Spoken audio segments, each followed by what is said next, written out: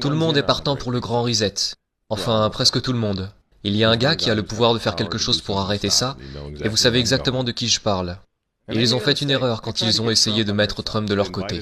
Ils ont invité Donald Trump à Davos, 2 fois je crois. Mais en janvier, quand Donald Trump a vraiment commencé à voir la bête qui se dressait contre lui, il est allé à Davos, oui, au Forum économique mondial, et il leur a fait un énorme doigt d'honneur. Nous nous sommes engagés à préserver la majesté de la création de Dieu et la beauté naturelle de notre monde. Mais pour embrasser les possibilités de demain, nous devons rejeter les éternels prophètes de malheur et leurs prédictions de l'Apocalypse. Ces alarmistes exigent toujours la même chose, le pouvoir absolu de dominer, transformer et contrôler chaque aspect de nos vies. Nous ne laisserons jamais les socialistes radicaux détruire notre économie et ruiner notre pays. 2 jours après que Donald Trump ait donné ce discours, un gauchiste de 89 ans, l'étrange milliardaire George Soros, a fait une intervention d'urgence, à Davos une fois de plus, avertissant que les élections américaines de 2020 détermineraient, je cite, le sort de notre monde. Maintenant, puisqu'on parle de Davos, jetez un coup d'œil une fois de plus. C'était 1 mois après que Donald Trump s'est adressé à Davos et leur a fait un doigt d'honneur. Voici ce que le pape François et l'économiste Jeffrey Sachs ont répondu. C'est un pays dangereux en ce moment. Il sera absolument dangereux si Trump est réélu.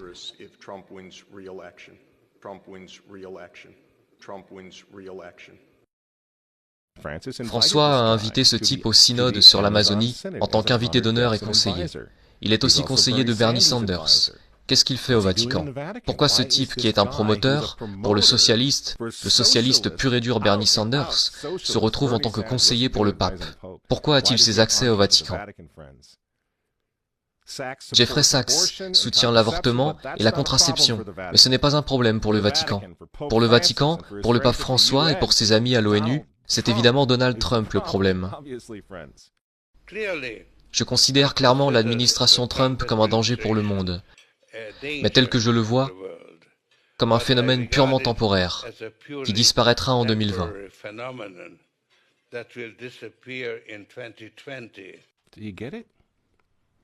Vous comprenez? Vous voyez pourquoi il y a tant de haine envers Trump? Parce que malgré tous ses défauts, il est capitaliste, il n'est pas mondialiste. Il ne sera jamais l'un d'entre eux. C'est pourquoi il a retiré les États-Unis de l'accord de Paris sur le climat. Donald Trump a retiré les États-Unis de l'Organisation mondiale de la santé, l'entreprise de Bill Gates. Et maintenant, il menace de retirer les États-Unis de l'Organisation mondiale du commerce. Les gens disent, oui, Donald Trump s'est marié 2 fois, c'est vraiment un homme mauvais. Mais il est en train de tenir tête à des démons. Personne n'a dit qu'il était saint. Il frappe les vaches sacrées des Nations Unies dans le monde entier en ce moment même. L'Assemblée générale vote couramment à 185 voix contre les États-Unis sur presque tous les sujets désormais. Et vous vous souvenez, puisqu'on parle des Nations Unies, en novembre 2019, juste avant que le coronavirus arrive, Trump est allé aux Nations Unies, à l'Assemblée générale, et il a déclaré la guerre au mondialisme.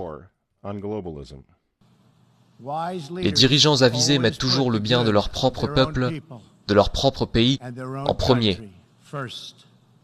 L'avenir n'appartient pas aux mondialistes. L'avenir appartient aux patriotes. Peu après le discours que Donald Trump a livré à l'ONU, que s'est-il passé? Le coronavirus s'est répandu dans le monde, et l'économie américaine qui était en plein essor a été mise sous assistance respiratoire. Pensez-vous que c'était un accident? Donc quand ils vous disent, et qu'ils nous disent à tous, de rester à la maison, de porter un masque pour que grand-mère ne tombe pas malade, vous devez comprendre ce qui se passe vraiment. Ils ne se soucient pas de votre grand-mère. Ils ne s'occupent pas des personnes âgées. Ils ne se soucient pas des bébés. Ils veulent les avorter, afin de pouvoir sauver notre société. Ils avortent des millions de bébés dans le monde entier. Ils ne se soucient pas des bébés, ils ne se soucient pas des personnes âgées. En réalité, si vous voulez sauver votre grand-mère, dites aux mondialistes de rester loin d'elle. Vous vous souvenez comment certains d'entre eux, comme Cuomo ou d'autres du même genre, ont renvoyé des patients atteints du coronavirus dans les maisons de retraite? Voilà à quel point ils se soucient de votre grand-mère. Et le but du jeu est maintenant de mettre l'économie des États-Unis à genoux, la réduire à néant, pour que tout le monde réclame le grand reset. rendre cette nouvelle normalité si anormale que même vous et moi, vous savez, dans un avenir proche, nous supplierons pour avoir des vaccins, car on nous aura rendus fous à ce moment-là, à mendier pour tout ce qui nous gardera en sécurité, selon nos geôliers et gardiens, et nos gardiens de zoo, vous voyez. C'est ce qu'ils veulent, c'est pourquoi ils continuent à utiliser ce terme de nouvelle normalité. Vous voulez combattre ? Retournez au travail, retournez à l'école. Si vous êtes en bonne santé, retirez votre masque. Et pour l'amour de Dieu, retournez à l'église et priez pour que Trump l'emporte en novembre. C'est à ça que sert le grand reset. Le faux dossier russe, l'impeachment. Vous voyez ? Pendant 4 ans, ils ont essayé d'arrêter cet homme, car s'il renforce l'Amérique, s'il la rend à nouveau forte, s'il sauve l'économie une seconde fois, le grand reset n'aura pas lieu. Le nouvel ordre mondial va être rejeté, et qui sait quand ils auront une opportunité comme celle du coronavirus à nouveau. Et ils le savent. Alors je vous pose la question. Pourquoi détestent-ils cet homme? Ces gens, ces hommes, ils détestent Dieu, ils détestent les enfants, ils détestent la famille traditionnelle, ils vous détestent, et ils détestent Donald Trump, dont les opposants politiques d'ailleurs en ce moment sont en train de déboulonner des statues de saints, de frapper des policiers et de brûler des drapeaux. Vous dites que vous n'aimez pas Trump? Je suis désolé les amis, mais on s'en fiche, cela n'a plus vraiment d'importance. Vous pensez à la personnalité de Trump ou à ses tweets, mais regardez la situation dans son ensemble. Le choix est simple les amis. Levez-vous avec les Américains dès maintenant,